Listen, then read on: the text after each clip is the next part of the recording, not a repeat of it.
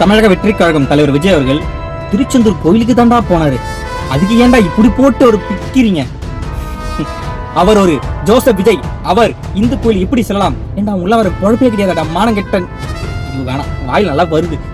மானங்கெட்ட நல்லவர்களே, வல்லவர்களே, நாளும் தெரிந்தவர்களே, உங்களுக்கு வேற பொழப்பே கிடையாதா? ஒன்னே நல்லா புரிஞ்சுக்கங்க 200 ரூபாய் மக்களே, உங்களுக்கு மட்டும்தான் சொல்றேன், நல்லா புரிஞ்சுக்கங்க.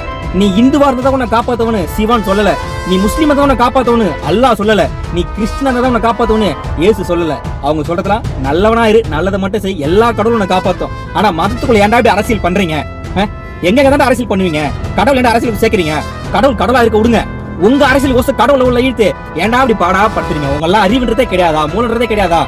ஆனா உங்களுக்கு இல்லன்னு எல்லாருக்கும் தெரியும், தமிழ்நாட்டு மக்களுக்கு முக்கியமா தெரியும். மறுபடியும் சொல்றேன், இதுல இருக்கிற எந்த கடவுளுமே நீ எனக்கு மட்டும்தான் உண்மையா இருக்கணும் அப்படின்னு எந்த கடவுளும் சொல்வதில்லை. அப்படி சொல்லினால் அது கடவுளே இல்லை. முதல்ல புரிஞ்சுங்க, சரியா? எல்லா கடவுளுக்கும் உண்மையாரு, உன்னை நம்பும் மக்களுக்கு உண்மையாரு, உன் நாட்டுக்கு உண்மையாரு, இது போதும். எல்லா கடவுளும் உன்னை ஆசீர்வதிப்பார்கள். குரானோ பகவத்கீதையோ பைபிளோ எதுவுமே நீ வேற மதத்தை சாமி கும்பிட்டா நீ என்கிட்ட வரவே கூடாது அப்படின்னு சொல்லல. அப்படி சொல்லியிருந்தா சொல்லுங்க பாப்போம். அப்படி எந்த கடவுளும் சொல்லல.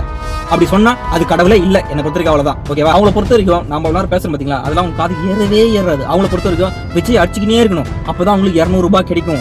சில பல அண்டாக்களும் குண்டாக்களும் சாட்டைகளும் சேட்டைகளும் இதை நம்பிதான் பொழப்பு நடத்துறாங்க. அதனால அவங்க பொழப்பு நடத்தட்டும். எவ்வளவுதான் நீங்க அவதூறுகளை பரவ பார்த்தாலும் தமிழ்நாட்டு மக்களுக்கு தெரியும்டா நீங்க யாரு, உங்க லட்சணம் என்னன்ட்டு, ஓகேவா?